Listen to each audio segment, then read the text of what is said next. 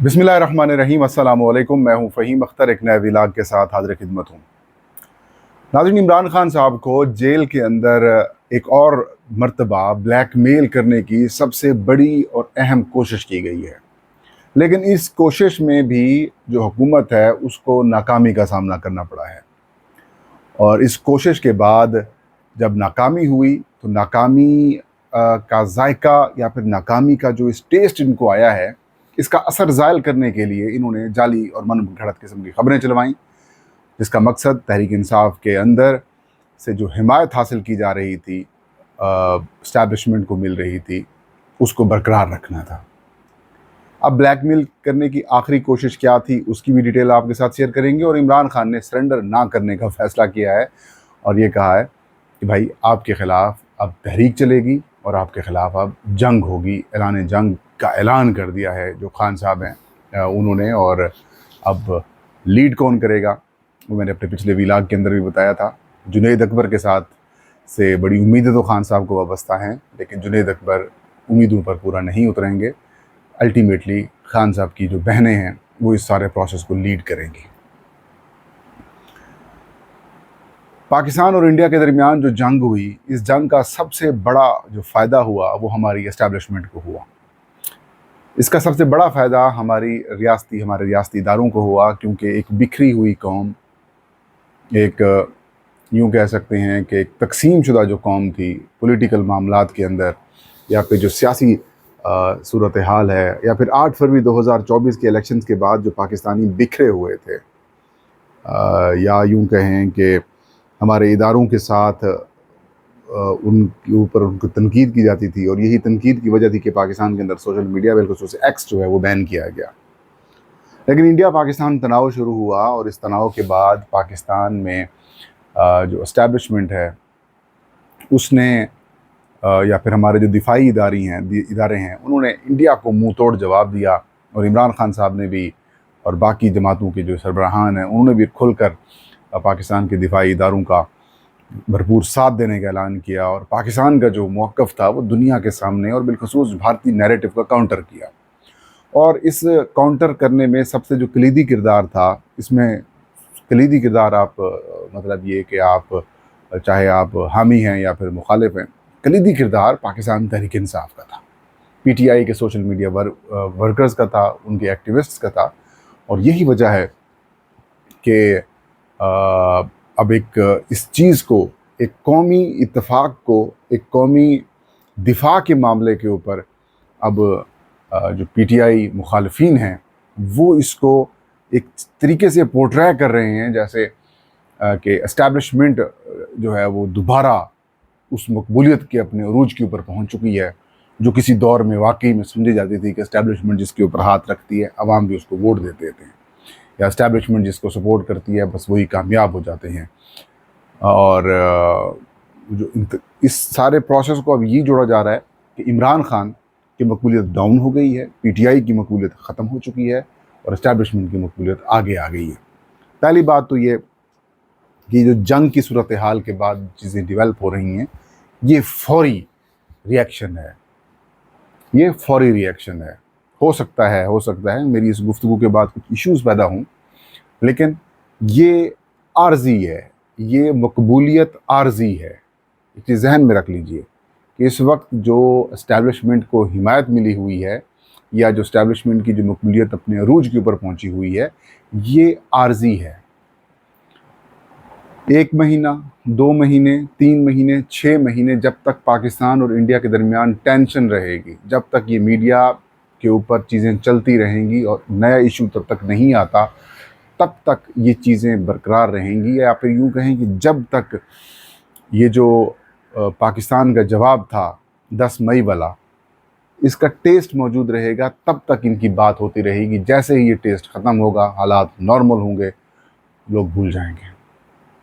और जैसे ही, मैं आपको फिर बता रहा हूँ कि जैसे ही कोई सियासी बात होगी, सियासी सूरत हाल डेवलप होगी, सियासी मामलात आगे बढ़ेंगे, फिर आप देख लीजिएगा कि किसकी मकबूलियत है, मुस्लिम लीग नून की मकबूलियत है, या फिर पाकिस्तान तहरीक इंसाफ की मकबूलियत है, या फिर पाकिस्तान पीपल्स पार्टी की मकबूलियत है।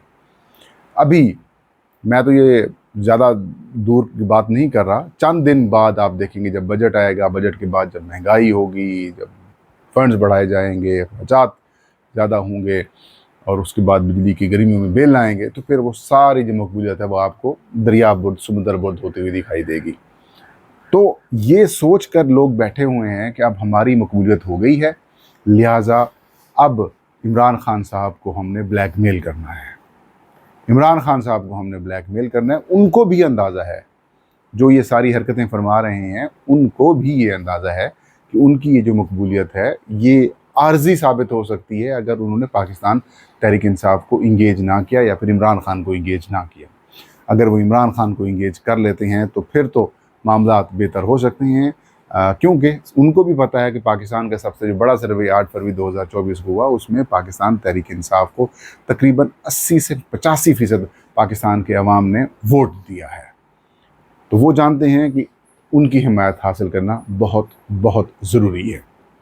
तो इस सारी टेंशन के दौरान ये एक सिचुएशन पैदा की गई 9 मई के वाक़यात से मुतालिक, या फिर यूँ कहें कि जो फ़ौजी अदालतों में सिविलियंस का ट्रायल है उसके ऊपर यूँ कह सकते हैं कि आप एक फ़ैसला लिया गया।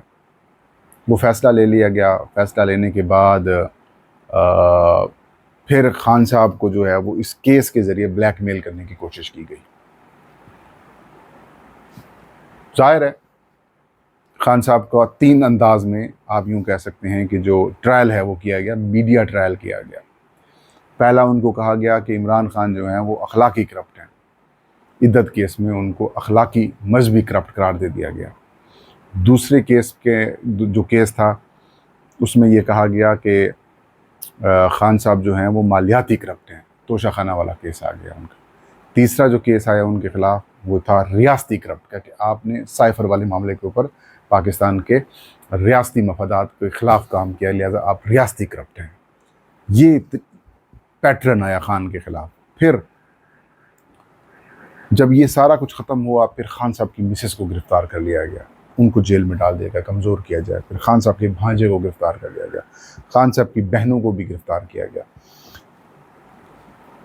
गर्ज ये कि हर अंदाज में खान साहब को कमज़ोर करना या फिर खान साहब को मजबूर करना और उनको ब्लैकमेल करने की जो है कोशिशें की गई, लेकिन किसी एक भी जाल में खान साहब नहीं फंसे। और अब डराया जा रहा है खान साहब को। हाँ, मतलब 200 मुकदमात भी खान साहब के ऊपर जब बनाए गए तो भी उसके अंदर यही मकसद, या 150 पौने 200 मुकदमात हैं कि खान साहब को डरा लिया जाए। खान साहब डरे नहीं हैं। फिर 2 साल से अंदर बैठे हुए हैं जेल में। अभी मैं एक मूवी देख रहा था, बल्कि कुछ दिन पहले देखी थी मैंने मूवी, गॉडफादर होते हैं, गॉडफादर मूवी है, भारतीय मूवी है गॉडफादर। उसमें जो हीरो होता है उसको जेल में डाल दिया जाता है और जेल में फिर उनको ब्लैकमेल करने के लिए एक बंदा आता है जो विलन होता है बेसिकली, वो उनका बहनोई भी होता है उस हीरो का। और जेल में एक जाली मुकदमे में उनको अंदर कर दिया जाता है और ये कहा जाता है कि अब वो जेल में चला गया तो अब वो कमज़ोर हो जाएगा और लिहाजा हम उसके साथ डील कर लेंगे और फिर हमारे मामला ठीक हो जाएंगे। जब वो जेल में उसके कमरे में जाता है, वो उससे डील की ऑफ़र करता है, वो रिजेक्ट कर देता है। गुस्से के आलम में वो चला जाता है और ये कहता है कि तू जेल में आकर भी तेरा जो एक्सप्रेशन है, तेरा जो खौफ है वो नहीं ख़त्म, मतलब सामने नहीं आया, तो अभी तक सेटिस्फाइड है। फिर डील ऑफर होती तो उसे रिजेक्ट करते हैं हीरो साहब। तो फिर वो जाने लगता है विलन। जब वो जाने लगता है तो बाहर जेलर खड़ा होता है। जेलर दरवाज़ा लॉक कर देता है उस बैरक का। अब उसे कहता है दरवाज़ा खोलो, तो चुप करके खड़ा रहता है।